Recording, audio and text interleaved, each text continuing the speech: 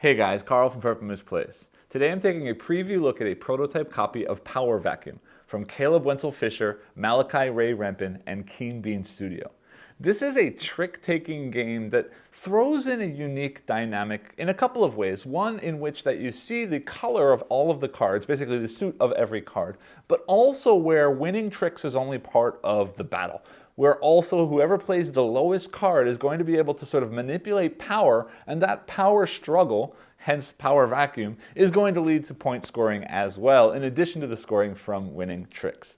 Bigger even still is that this trick-taking game is a solo trick-taking game, which immediately got my hopes up that I would be able to try it out. Luckily, I was able to get an advanced copy, prototype copy from the publisher for this video. Disclaimer, because of that, I will do my best to give you my own honest opinion on this game. With that said, let's head down to the table to see how this one plays solo, and then I'll meet you back up here to let you know what I think. To set up a solo game of Power Vacuum, begin by placing the control board in the center of the play area, with the white area facing yourself.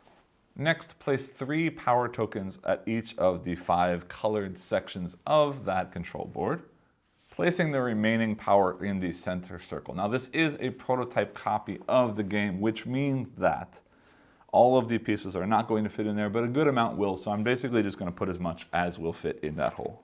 Next, we're going to take the player boards for ourselves and the AI. For the solo mode, we will be playing as this white blender character, and the AI will be playing as this sort of red toaster general. And I'm going to set those off to the side like this. Now, this is going to be a little bit differently than it recommends you set it up in the book, but I'm doing my best to fit everything on screen as much as possible. And I may need to move things around as needed while I'm working. Then each of us will be starting with an agenda card. The AI will always start with this red and white agenda card with the red side face up or pointing up and the white side pointing down. And I'll just set that here next to their card. The same thing for myself. The solo player always starts with this brown or black really and green card, and I get to choose which direction I place face up. And right now at the start of the game it doesn't really matter, so I'll just stick with the green face up and the brown face down. And again, I keep saying brown because the coloring is a little bit brown here, but that is officially the black color, and I'm assuming maybe the colors will be adjusted slightly when the actual game goes into production. Then we're going to set our sort of agenda point value on our main player board here based on the difficulty level that we were playing at. There's an easy mode, a medium mode, and a hard mode. I will be playing on medium, which means the AI's agenda will be set at a 7 value, and mine will be set at 6 value on the card. These do things slightly differently in the multiplayer game, but as we are playing the solo game, that is basically how they will be set every time. If I was playing easy, it would be 5 for the AI and 8 for myself.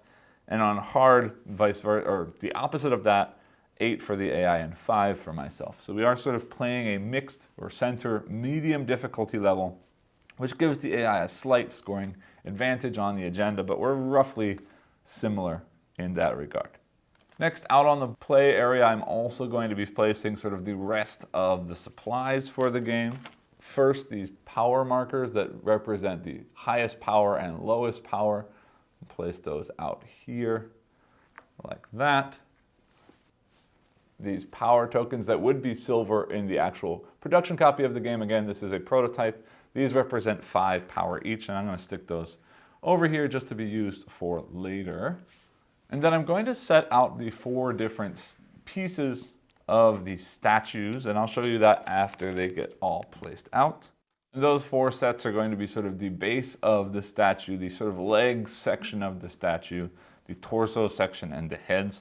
Now you'll notice that these heads do match the characters, as here is that sort of toaster general head, but in this prototype copy there is no blender head. There will be in the final version of the game. I guess they're making some changes in the characters that are in the game. Next, we need to take all of the cards, give those a good shuffle, and place out 8 cards for the AI. I'll put them up here at the top of the screen, and then 8 cards in my own hand, which I will lay down here at the bottom of the screen so you can see what I've got at all times. All right, so here I've gone ahead and drawn out the 8 cards for both of us. The AI's cards are in the exact order they were drawn. My cards I've organized in color order or grouped by color so that it's easier for me to see what I have and what kind of things I can do. But the order of the AI's cards is going to be important in how they play the game, so I'm leaving them like that. I'm also going to slide this up just a little bit to leave more space for the power in front of the white character, particularly because that's me, and I hope to put lots of power in front of that character. And then finally, the last thing we need to do for setup is we need to take the remaining agenda cards, giving those a shuffle. And then we're going to draw the top card. Here you can see red and brown. I'm going to place the 2 sort of ends of a power cord at the 2 sections shown on that card. So one of them is going to be placed here on that black section, and the other one is going to be placed here on the red section. Now in the final version of the game, that will be a plug that's sort of connected together. But right now, those are the 2 ends of the plug in the black and red sections. Doing that, that card gets shuffled back in. And I will stick these cards up here in the corner for use later on when we need them, because I'm going to leave this space open for the statues that we're eventually going to start building. And with that, we are all set up for gameplay. And the way that this game is going to play out is we're going to be playing out over a series of rounds, hoping to be the first person to completely build a statue. And basically what that means is the first person to score 40 points, because each of these power tokens that we eventually collect will be worth 1 point, or 5 points in the case of silver tokens. And then each of the different statue pieces are worth 10 points each. So every time I cross a 10-point threshold, I'm going to take the next level of the statue, and as soon as all 4 statue pieces have been built, that will trigger the end of the game. In the event that we both finish our statue on the same round, whoever has the highest total point value will be the winner of the game. And the way that this is going to work is, on each round, we're going to take turns, basically, playing cards out onto the table, playing or attempting to win what is called a trick. So this is a trick-taking game. For those of you who know what trick-taking games are, this is a must-follow trick-taking game, meaning one of us will play out a card of a color, and the other player will then be required to play out a card of that same color if they have one. If they don't have a card of that same color, any card may be played. And the way it's going to work is, if the second person plays a card of the same color, whoever played the higher card will win that trick, taking that card or that set of cards into their play area. And that means I should probably move this out of the way. Let's make a little space over here and put that off the screen right there. Because then I can use this area and this area for the tricks that we've claimed. And again, one person will play a card of a single color. If the other person matches that color, whoever played the highest value will take those cards into their area, scoring 1 point for having won the trick. If the second player plays a color that does not match the original card, then the original player will instantly win the trick because the second player was not able to match the first. However, there are a few rules that break that. A red card is a trump card. If you play a red card on any card except for black, which I'll explain in a minute, as shown here at the bottom, red will instantly beat yellow, green, or white. And that means if the first person plays yellow, green, or white, regardless of the value on a red card, if the red card is the second card played, the player who played the red card will win that trick. If the first player does play a red card, the second player then must play a red card if they have one, and they would be compared just like any other color card. Except that we've got the black cards. And the black cards are unique in a few ways, but the first way is that they're a sort of special trump card. Trump is this color that beats anything. Except that, as shown here on the bottom of that card, this black card is only a trump or only beats red cards. So if the opponent has played a red card, then this card will instantly beat that red card. But if not, this black card will be counted as any other normal card. Likewise, if the first player plays the black card, the other player must also play a black card if possible. And a red card will not beat that black card, as I mentioned before. The other unique thing about the black cards is you can see on the back of every card, it shows the color of every card out there, except that the black cards are spies, and the black cards are actually hiding as a different color on the back. So this card is not a yellow card, but it is a yellow backing. So to the opponent in a multiplayer game, or in this case to me on the AI's card, I don't know which of those cards is black because they are all hiding as another card. So there could be a green, there could be a red, there could be a yellow, there could be a white. In there, well, not yellow because I have the yellow here, in there that is actually a black card. So if I play a red card, there's a chance that they could play a black card that I don't know is a black card and would instantly win that trick because of that. And that's how a normal trick-taking game works, and that's how the trick-taking in this game works. And again, for every trick you win at the end of the round, you will score 1 point. But that's only the beginning of this game because the main focus of this game is on this power wheel, or this central power board. And after it has been determined who wins the trick, whoever played the lowest valued card in that round, and it doesn't need to be of a matching color, of either of the cards that have been played by the AI or myself, whichever card has the lower value is going to be manipulating this control board. And in the case that we tied in value, then we will both be taking a turn at manipulating the control board. And when it's your turn to manipulate the control board, you will take a look at the sections that have this power sort of plugged into it. And you're going to move one power in either direction from one of those to the other. So in this case, I could move from black to red or from red to black. And then after doing that, you're going to move one of these two to another location on the wheel. In the case of the AI, because they're not smart in any way, it is a sort of automated opponent, they're simply going to flip over the top card of this deck, and they will move these two to match whatever the two colors are on the wheel. If at any point that token is on the power supply area, that means that these tokens will be moving from the center, either from the center to that location or from that location to the center of the board, simply removing power from that round altogether. It's also worth mentioning that when I'm moving things, I can never make it so that there is one on yellow and one on the power center because the AI doesn't care at all about yellow in their priorities, as well as they don't care about the power in their priorities. And in that case, I would basically be freezing the AI because they don't know how to make a decision in that situation. And now, why are we doing that? Well, we're doing that because, again, at the end of every round, we're going to score 1 point for every trick that we've won. But also, we will each be scoring a number of points equal to the amount of power at the section matching our player color. So in this case, I would get 3 points for the power in the white section, and he would score 3 points for the power in the red section. And then also, we'll be scoring points based on these agenda cards.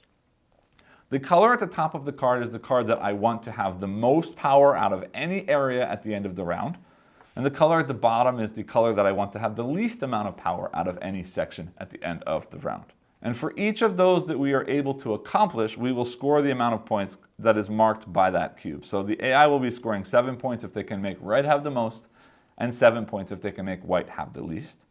Likewise, I will be scoring 6 points if green has the most, and again 6 points if black has the least power on the board. So while I'm playing tricks, it's not only important for me to be winning tricks, but it's also important for me to be playing low cards whenever possible to manipulate the power in my favor as I play the game. And again, at the end of every round, we will score based on the number of tricks won, the amount of power in our section, and the amount of power matching our agenda cards. And then using those points, we will sort of cash out in 1 point power here, 5 point power here, or if we get past the 10-point threshold, taking a piece of the statue. Then we'll reset and play as many rounds as we need to in order to get to the point where one of us has fully completed a statue, at which case that person is the winner. And again, if we do both manage to finish our statue at the same time, whoever has the most total points will be the winner. The only thing I haven't explained is how the AI is going to play cards. At the start of the game, I will be going first, and we'll take turns back and forth becoming the first player in every successive round. And when I'm the first player, I simply get to choose a card that I'd like to play and play it out. And again, this is a must-follow trick-taking game, which means whatever color I play, if the AI has a card of matching color, they will play the rightmost card of that color into that trick. If they do not have a card that matches that color, they will simply play their rightmost card into that trick. Unless If I play a black card and their rightmost card is a red card, they will not play that card because black will always beat red regardless, and that is a waste of their red trump card. On the AI's turn to play first, again, they will simply be playing their rightmost card from their row. So I have some idea of what colors the AI has, what order they're going to be playing things in. I'd like to try and win as many tricks as possible, but I'd also like to be playing low to manipulate the board as much as possible. So I get to go first. And I can see white, yellow, red, and green, which is the other 4 colors on the board. So they've got everything. I don't have any green.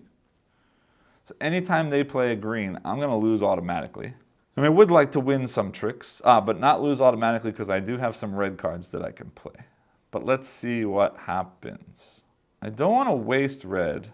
I'd like to say black until I can beat potentially a red card of theirs. This might be a mistake, but I'm going to lead with a 4. Yellow, which means they must play their yellow card, which is a 3. So I have the higher card of the matching color. I win the trick. I'll stick that over here. But because the AI played the 3, they're going to get to manipulate the power. And the way that it always works is they're trying to move power to red first, then away from white second, then away from green third, and then to black fourth. So right now, they'd like to move to red first, which is great for me because that means brown is decreasing. And then they're going to simply flip over the top of this. So green and white should be where they place next. Like that. So green and white is where they're going to, which is a bad situation for me if I win, which means I might not want to win, but because moving to green helps here, moving to white helps here. So I don't really care to win the power struggle because in either case it's good for me that something is increasing. So that's good. And in fact, they're going to move away from white to green, which is great because I'll lose 1 but potentially get 6 points out of that deal. Then I won the trick, so I play first again. And in this case, I don't care if I don't play lowest. I'd like to win a trick. I could win with yellow, but I want to wait until this is set up in a way that I really care what's going on. Because if I play yellow, they don't have any yellow. And they will always play the rightmost non-matching trick, which means I would automatically win with that one. So I'm holding on to that because I don't care right now. Let's win tricks with big numbers. This might be a mistake, but I'm leading with a red 8, which means they have to play this one, which is great because I'm getting rid of some of their trumps. 8 and 3 means I take the trick, they get the power change. I'm going to stagger these so I can remember how many tricks I want at the end. White and green, they definitely want to decrease white and increase green, which is great because now green is becoming bigger, and I want that to be bigger for 6 points. That only loses me 1 point from white, so yay. Again, I won the trick, so I go first. But before that, they're changing to yellow and red. In this case, I do care because I don't want them to get that. So I'm going to play that 1 because they have to play this green. It doesn't matter what the number is. 1 is lowest, and I win the trick because it's off suit. So I get the trick, and I get to manipulate power. I will move that there. Then I get to lead first. Don't like my options so much. Yellow and red. I don't want this to get bigger. Hold on. I want white more. I want brown less. I don't want this bigger because this is already 5. I mean 4. And that's 4 and 4. That's a tie. So he's still bigger. That's okay. But this can't get bigger. So I need to get that out of there. And you know what? I'm going to push to win. Yeah, I'm going to push to win the power. This means I'm going to put that there. And I'm going to push with this 1 because that's definitely lowest. I'm not going to win the trick, but at least it gets another white card out of there. They play a 6, so they're going to win the trick. I get to manipulate the power. So I will move red to white like that, which means red and black are tied for lowest. This and this are tied for highest, and I get 3 points from that if I win it. And I need to move something. And I'd like to get stuff out of black into white. So I'm going to do that and hope that I can win the next hand, but they get to play first. And the good thing is I don't have any green. So that's an 8 green, which is amazing, because I can play this red 6. Red is trump, so I win the suit, or I win the trick, and 6 is less than 8, so I also get to manipulate the power. Worked out great for me, because I can do this to this. And then if I set this here, I don't care if I win. Hold on, do I want to do that? I have to move something. Brown. Do I want to move white to green or brown? Let me do that and push to win the hand. Yeah, let's do that. And then I go first. If I play this red, I may or may not have the lowest. So either I have the lowest or I win the hand. If I play this, either I have the lowest or I win the hand. So I'm going to play this one. It's dangerous, but it's pretty low.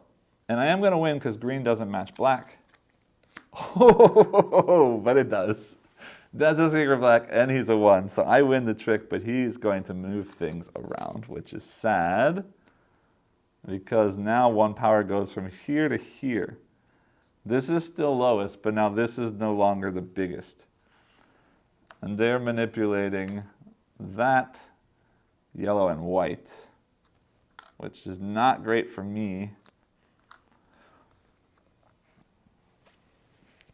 So there's no real decision making to be had here, because they're playing red.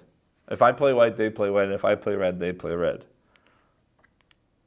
So, yeah, it is what it is. I'm playing white. They play white. They win the trick. I get the power. Manipulation. So I need this to go that way. And I'm going to move this, which is great because even if I lose the power ability, he wants to decrease white and increase green. Well, decrease white before he wants to decrease green. So that will go there and work in my favor. So yay. In any case, he won the trick. He goes first with a 1. I take the trick.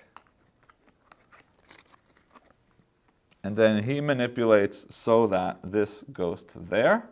That's the end of the round. So we are marking, looking at everything. The max is 4. So that's a 4. That's a 4. The lowest is 2. That and that. Then I've got 1, 2, 3, 4, 5, 6 tricks. So I get 6 points. I'll upgrade the statues in a minute. Let me just calculate once per once. He gets 2.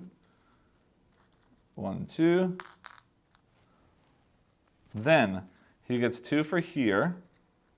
1 and 2. And I get 4. So let me trade that 1 in and take another 5. And in just a second, actually, why not? Those 2 5s become a 10, so I get a base. And I will take this base like that. Then looking at cards here. Green is most, so I get 6. Brown is least, so I get 6. So that's 12. Means I get to take another one of these. Let's take the horse. And 2 more points. 1 and 2. And then he, red is not most, white is not least, gets nothing. That's the end of the round for him. Then, to reset, all of these will get shuffled back in. All of these cards will get shuffled back in. And this power needs to be reset. So all of these come off. Like that. Then the places that were majority, which is these 2 right here, will be reset to 2. And the places that were the lowest number will actually be reset to 4 like that. Everything else that was not means this one should be reset to 3. And I should have done that before I pulled off the tokens just to make sure I did it correctly. But I'm pretty sure I did. And next time I'll make sure to pay more attention. Then, because if I keep this in this situation like this, oh, actually that's perfect. I should rotate this card so that it leaves me disadvantaged and not advantaged. And right now, black is the most and green is the least. So right now this is a disadvantage. I have to fix things in order to do better. So let me go ahead and reset the cards and we'll get into the next round. All right, so there we are all set up with cards. Last thing again to do is to reset the power. We're setting to brown and white to start. Shuffle that back in. And the AI is going first now in this round. They lead with this white 1, so I must play this 7, which means I win the trick. But they get to move, power, brown and white. They're definitely wanting brown to be less and white to be less, means they want this there. Sorry, I check in this order, but anyway, this one should move away, which hurts me twice. Ouch. And then moving red and yellow, like that. Okay, I win the trick, I go first. They've got everything. Do I want to win a trick or manipulate power right now? I'd like to manipulate power to get stuff out of their red spot. And it seems like, yeah, if I can wait till they play a white card, then I can play a high red and win a trick. But red can also win a trick. In any case, I want to be able to win. So I'm going to lead black. It means they play that. Okay, so we both get to manipulate. I lead, so they manipulate first and then me, which is sad. I win the trick because I played black and they couldn't play suited. So they are going to move 1 to red and then switch this to be red and green. And you better believe I am then going to steal that like that and move there and hope that I can get the next one for me. And one guaranteed way to do that is to play this 1 red because they have to play. Okay, in any case, I was going to lose. But now this is suited, or sorry, now this is not suited, but it is a trump over red, so they win anyway. So that's a nice not surprise because they were going to win with red anyway because I had a 1, so yay. I did play lowest. They take the trick. So I'm going to move one of these over here like that. I don't think I'm going to be able to get this down to low, but if I can get this up to high, that's great. Then they're leading. I'm going to put this to brown and white so I can hopefully feed more over. They lead with a white 4, which is cool because I can play a red 3, trumping the white and playing lower, so I get both this and the power control. So I will move that like that. And then I'm leading. That's okay. Yeah, I'm going to keep pushing for that.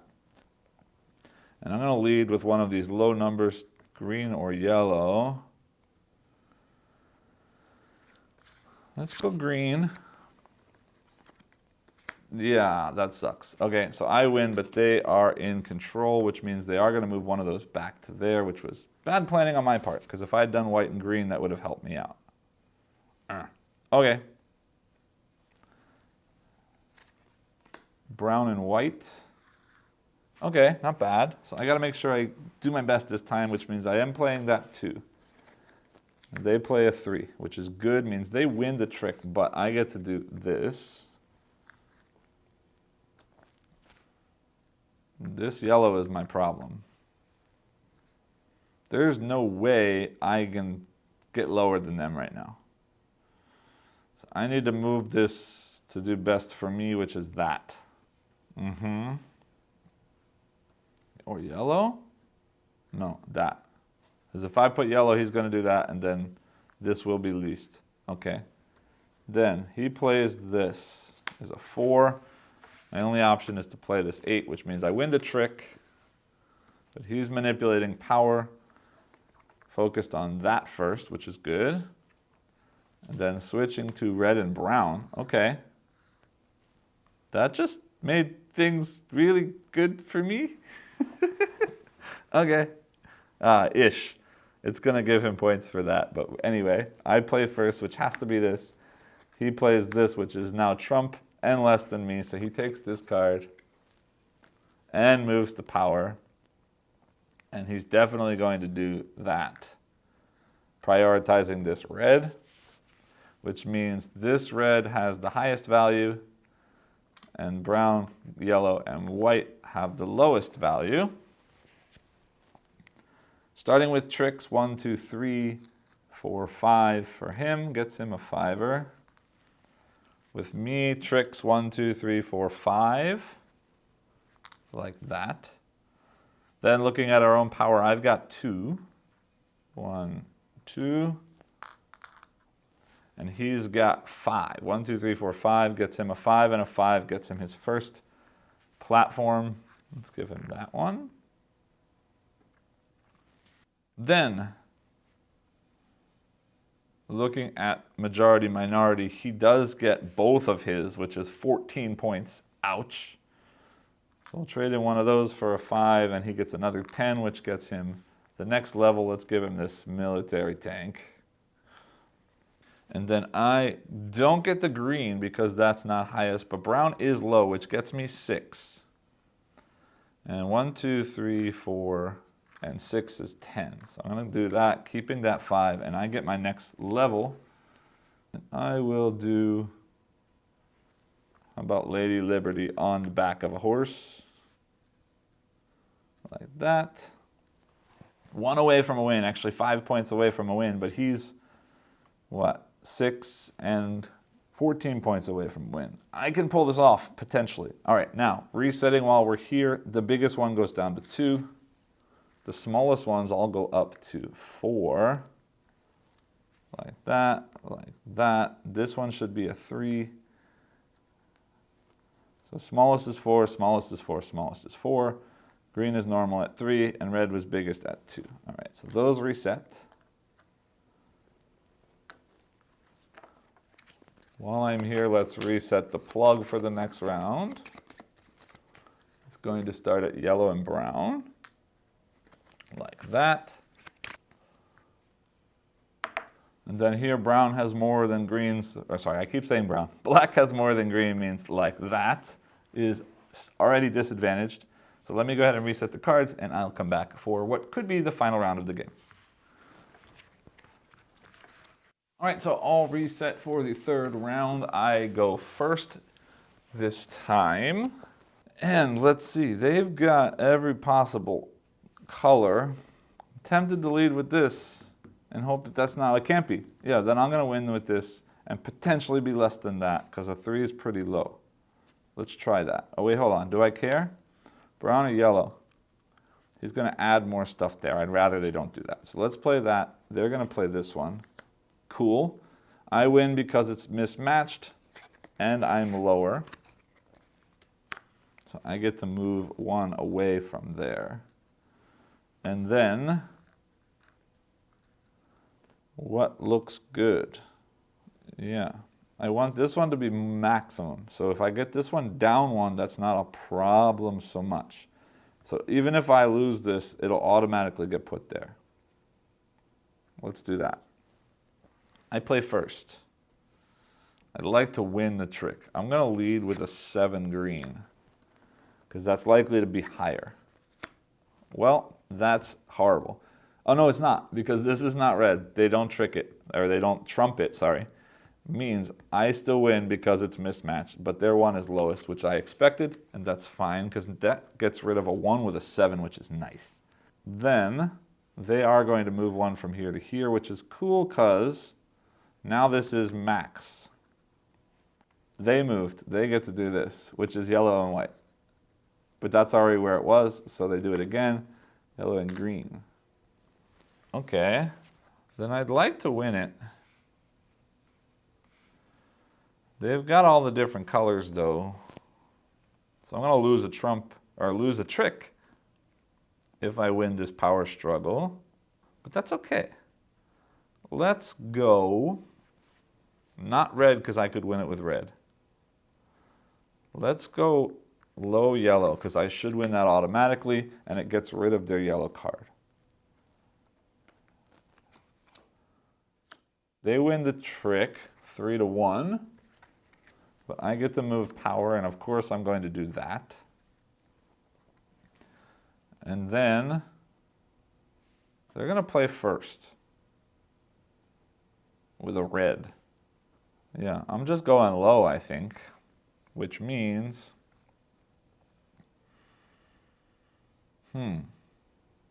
yeah, I want to put this at white so that I can move some of this into white.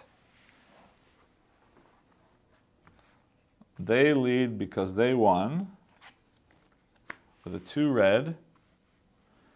That means I can't win, and the only way I don't give them the power struggle is to play that 1. So I'm going to have to do that. So they take that trick. But I get to do that. And I don't want any more here because then that's not maximum. So I'm going to do that and hopefully funnel some of this into here.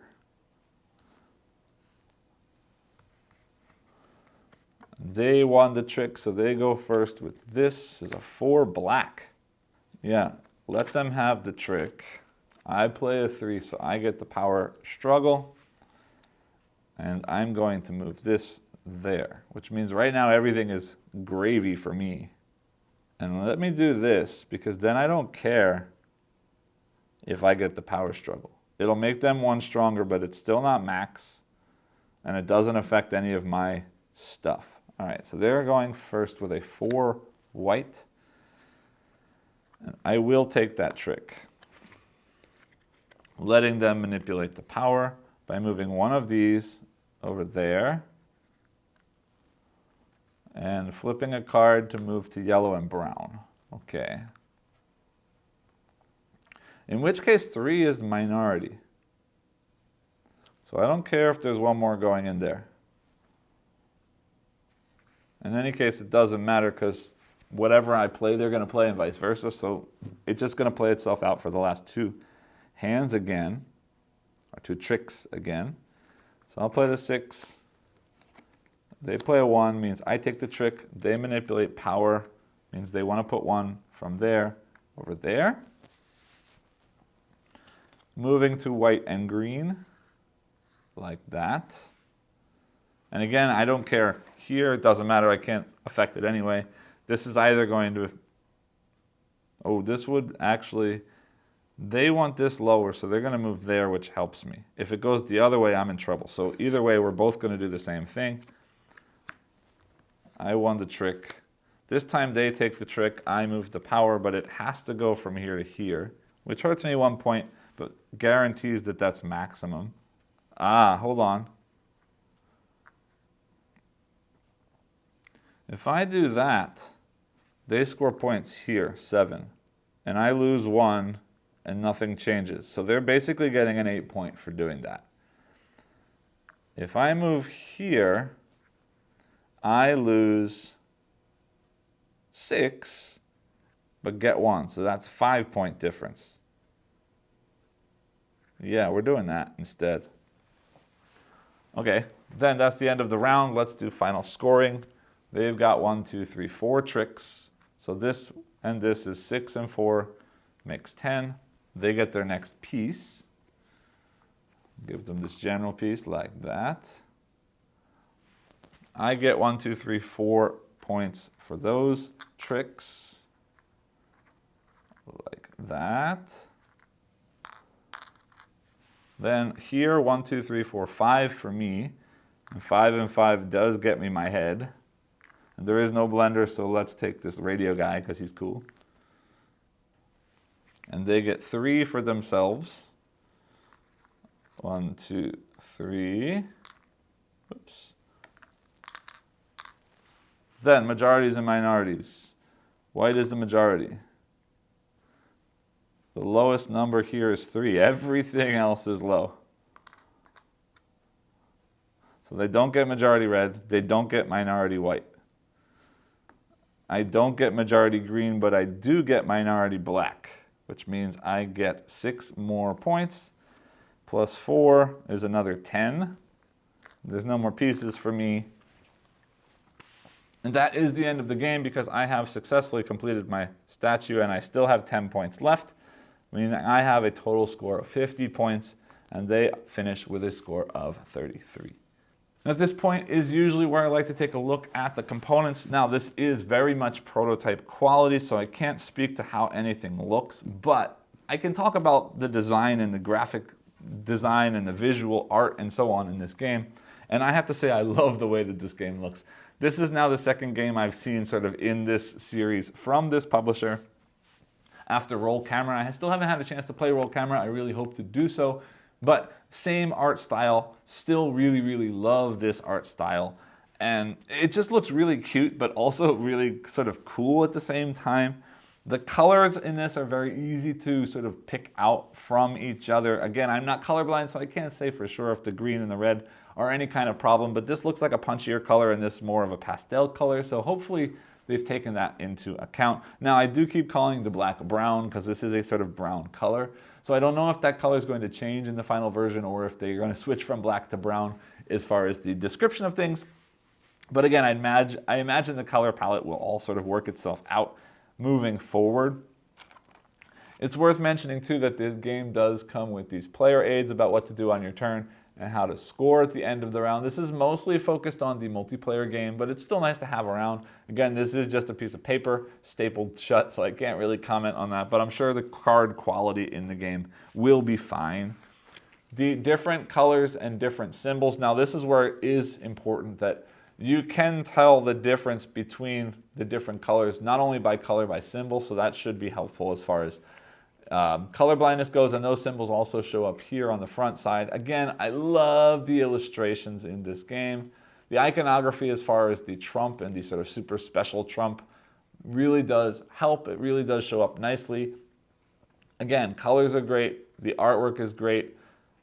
Everything looks really, really cool to me. Colors, design. This idea of building statues is a little bit silly. I mean, that the points are 1, 5, and then statue for 10. But it works. I mean, it looks really cool. This is a sort of power struggle kind of game, and I'm sort of building the statue of myself. And when it's complete, like I've assumed all of the power. I think thematically that's really fun. And just physically building these crazy sculptures is a whole lot of fun. So I do really like to see that in the game. I do like these lightning bolts. I'm very curious to see what the silver color looks like. But again, I do like the idea of this sort of power being actual physical power moving from plug to plug. I'm very curious to see what the finalized plug module looks like because it is just 2 tokens right now, and I know that they're working on that. So I'm very excited to see what more sort of visual and physical updates this game gets during the campaign. But for right now, I am loving the way that this game looks, and I can't wait to see more of this game and more in this sort of visual style from this publisher moving forward. That's basically it for the components. Now maybe back up top and I'll let you know what I think about the game itself. Welcome back. I hope you enjoyed the playthrough. So here we go, another soloable trick-taking game. After one that I've got hidden down just off screen over here for Northwood, another solo trick-taking game that I did preview back when it had its own crowdfunding campaign. And this whole trick-taking renaissance that's been going on has definitely got my interests up. I should mention that many years ago when I was young, I played quite a bit of Hearts, one of these sort of old school trick-taking games, both with my family and again online on my computer, lots and lots. And I used to love this idea of trick-taking. And then it sort of faded away and I never really thought about it again. And when For Northwood was up on crowdfunding, it sort of pulled me back in and I sort of remembered, oh yeah, trick-taking is something I was interested in. And now it's being solo possible to play alone. I really want to try these out, and I really did fall in love with For Northwood. And then from then, I've sort of had my eyes on this possibility of trick-taking moving forward. I did get a chance to play The Crew, the second one, I forget which one that is, the underwater one, I believe, and had a blast. We played through the entire campaign on BGA, and I really enjoyed it. I know, heresy, multiplayer, I'm sorry, solo fans, but I really enjoyed that one quite a bit. And now trick-taking is exploding. Lots of games coming from Japan, lots of all of these different twists on trick-taking, and then ladder climbing thrown in there as well. Anyway, trick-taking is everywhere, and unfortunately as a primarily solo player, I don't get a whole lot of opportunity to try many of these cool-looking trick-taking games. So when I heard that this game was going to be soloable, and better yet, when I saw it was coming from the group that put out Roll Camera, which is a game that I've been really, really curious to check out for a long time, and hopefully will be able to do so soon. But when I heard that the Roll Camera people were putting on a trick-taking game that looked like it had some unique twists on trick-taking, and then on top of that, that it was going to be soloable, I had to get a chance. I had to reach out and try and get a hold of this, and luckily I was able to do so. And let me say now, having played this game a bunch, number one, yes, they've managed to pull off solo trick-taking yet again. And number two, I really, really enjoy what's going on here. Now, let me talk about the mechanisms, let me talk about the solo, let me talk about what I like, and then I'll sort of talk a little bit about multiplayer. I haven't had a chance to try it yet, but I have read the rules several times for this video. And I also did actually allow my students in my after-school board game design class to try out the multiplayer game as well and watch them having a blast playing it. So I'll talk a little bit about that, but let's stop getting ahead of myself and let's focus on first the core mechanisms. At its heart, this game is a trick-taking game. It's a must-follow trick-taking game, meaning that whatever the color card the first player plays, everyone who plays after, or in this case, the other player in the solo game, must also follow with the same color. Very simple trick-taking dynamic. Play a card. Whoever has the highest card wins the trick in that sort of suited color, whatever color was played first. And then introducing the idea of a trump color, which was red, beating all of the other colors regardless of number, unless somebody else plays red, which if it's higher would win the trick. And then introducing this sort of second level trump. I'd never seen this done before. It's probably something that's somewhat common, but this idea that there's a trump card that only trumps the other trump card and none of the other colors, which is very interesting to me because it's sort of a last-ditch effort to save a trick if somebody had played trump. In the solo mode, it's a little bit less important because there's only 2 cards played per trick, so it's not going to be this sort of leveling of, oh, somebody trumped, aha, I get to trump you. But it still does make for some interesting twists because that black card, that sort of trump of a trump suit, is hidden. And let me talk about what hidden means first. In this game, one of the unique twists on trick-taking, which I really think is cool here, both multiplayer and for solo, is the idea that every color or every suit is printed on the back of the card. So while you're holding your cards or while the AI has their cards face down on the table, everybody else in the game is able to see potentially what color each card is or what suit each card is. So you kind of have an idea of what your opponent is going to be able to play, which is really cool, except then that trump of a trump, that black colored suit, is hidden. They're spies, and on the back of the card is one of the other colors that is not black. So looking at that card, you expect that the opponent is going to have a card that they don't necessarily have because there could be spies hiding in there. And in the multiplayer game, that's sort of cool in a couple of ways because maybe that player will not be able to play that color because it's not the actual color. In the AI game or the solo game, that's not necessarily true because the AI is not smart enough to know that that isn't the color of the card that shows on the back. Instead, you're going to get a surprise that, haha, it's not actually the color you thought it was, and now it's this brown card, which could potentially trump a red card if that's what you led with, thinking you were going to beat anything they could play, and then get surprised. Or vice versa, you think they're going to play a card that matches your card and suddenly they don't, which means you win the trick with whatever number you played because they changed the color. So this idea of knowing the suits of every card or the colors of every card in advance, but not with 100% knowledge because the secret spy semi-trump can come out later, is a really, really interesting one in this game, and I really enjoyed the way that works. Then the other twist, which is even more important and even more interesting in this game, is that this game is not only about winning tricks. In fact, whoever plays the lowest number in any color is going to be able to sort of manipulate the power on this sort of center control board. And doing that not only allows them to move from power from one color to another, it then allows them to reset one end of that thing so that the next time the sort of what power change ability will be given to them is going to be determined by where those two things got set. So every time you play a low card, not only are you about to switch the power from one thing to another, you're also influencing the next power change or power struggle that will happen in the next round, which is really, really cool because it lets you set up these chains where I need to play low now to help myself with power.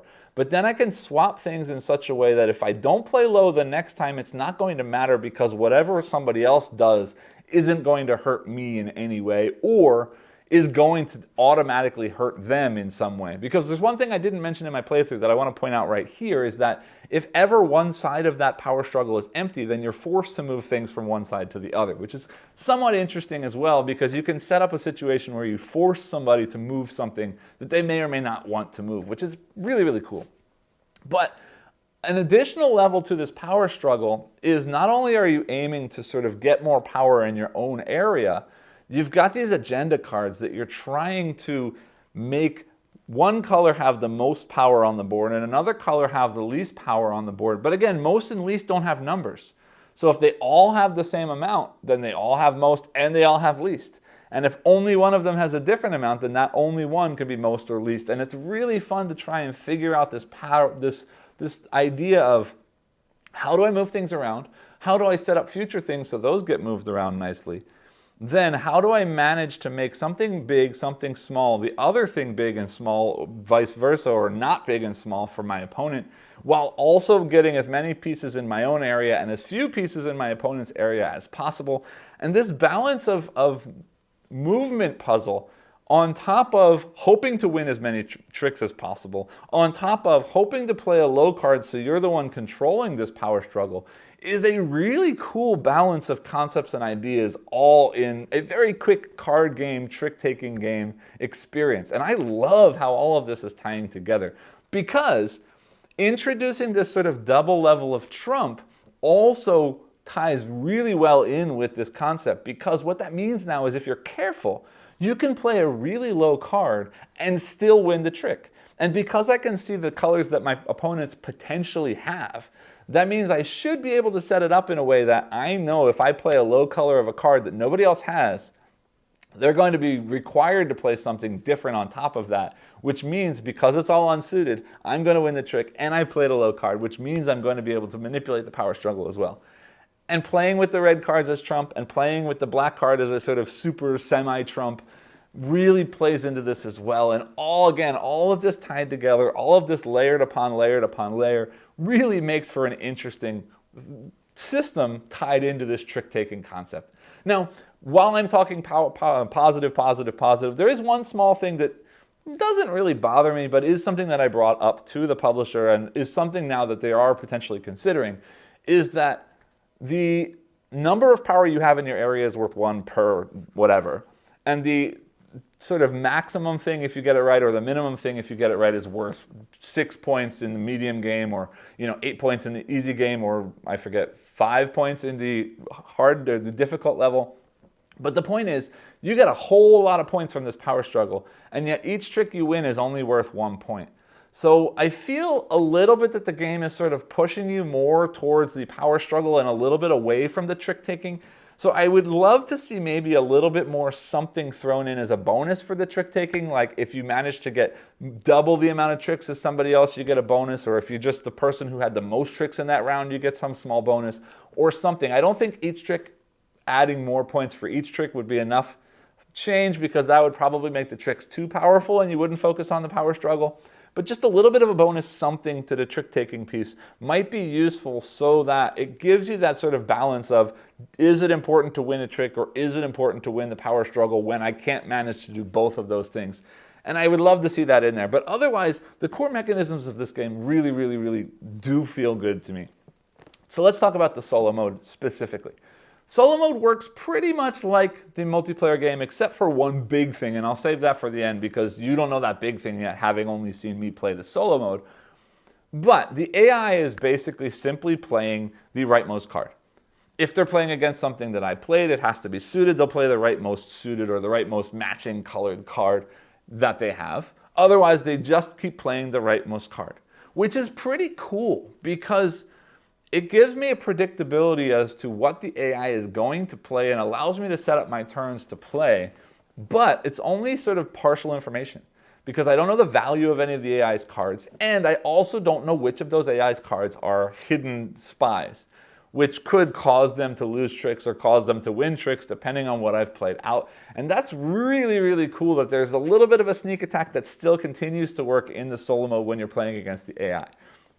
The other cool thing about the AI is that they are semi-smart about how they're manipulating the power struggles, but also not, meaning they are following this sort of thinking pattern, which means that knowing that when I manipulate the power struggle, where I move the power cord to set up that next struggle does mean a lot in the solo mode, and I really can sort of prepare for, I need to do this so I can sort of take a round off and focus only on trick taking and not on the power struggle piece of the game, and let them do whatever they want to do because it won't really ruin things too much. And this idea of a sort of zero-sum game where I get points or they get points in some aspects of the game really does continue to make things interesting as a solo game, and I really do enjoy it. And the AI's power struggle, not only do they use that sort of decision tree or that decision path to decide on how they move the things, they're flipping over a card when they change where those cords are, which means it's very possible that not only one end of that cord is moving, but both ends are moving, which means if you're sort of planning this step-by-step thing to make everything work on that control board, suddenly they flip over a card that completely switches them to somewhere completely different than what you were expecting. That throws another wrench into the system and really does add to the sort of tactical thinking that needs to go into every hand that you're playing or every trick that you're playing in the game. And I just really enjoy the way that this works. Now, if there's anything to be said negative about the solo mode, it is random. Obviously, all of the cards drawn and all of the cards dealt and the agenda card that flips to move the cord is all random. So yes, sometimes it will end up that you just get a great hand and the AI doesn't get a great hand and there's not much you can do. But even if that's the case, you don't really know that going in. So you still have to make the decisions, and you might get lucky sometimes and you might get unlucky sometimes. But realistically, I don't see that as a huge negative. If you're not a fan of randomness, well, it's a card game, trick taking. There's going to be some push your luck randomness by nature in the game. But if you're not a fan of huge randomness, yeah, maybe this one will scare you off. But some level of that randomness in this game makes it exciting, because then I can see these big, explosive turns happen when I suddenly get lucky and get both the trick and the power struggle ability. And sometimes I just think I've got something all worked out perfectly, and boom, the AI plays something and whoops, there it goes. And it does feel quite a bit like the kind of surprises you'd get out of a multiplayer game. So for me, that makes me happy. But for some person who doesn't love randomness, yeah, maybe this isn't the best option for you, but whatever. I really enjoyed this game. I really like the way that the solo AI works in this game. So let's talk a little bit more about the multiplayer, because there's one more aspect of this game that's really cool in multiplayer that unfortunately I haven't had a chance to try out because I have only played solo. But I just want to point it out here as a last little thing in case you are watching this as a solo player who might play multiplayer. The agenda cards in the multiplayer game are actually hidden.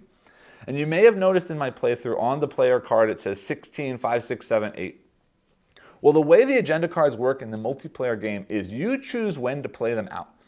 So when you play the agenda card out to the table, first off, you get to decide which side is face up or pointing up and which side is pointing down, which means which is majority, which is minority. But when you play the card down, the value that each of those majority minorities is worth is based on the number of cards you still have in your hand. If you play it on your first turn, it's worth 8 points when you have 8 cards. Then when you play the card in the second turn, if you play it, it's worth 7 points, then 6 points, then 5 points. Which means the earlier you play it down, the more points it's potentially worth. But the earlier you play it down, the sooner your opponents have the ability to counteract exactly what it is that you want to happen, and it's less likely that you're going to score those points. Once you're down to 4 cards, though, you can't play it at all anymore. And what that means is at the end of the round, after all of the cards have been played out, you're going to place it down in whatever orientation you like, maximum or minimum, wherever you'd like it to be. Except that now, because you didn't play it out during the 8, 7, 6, 5 part of the round, you're going to place your token on that 16. And what that 16 means is, if the top and the bottom both match what they need to match, means if your maximum is the maximum and the minimum is the minimum, you're going to score 16 points. Means you're basically getting the 8 for both sides.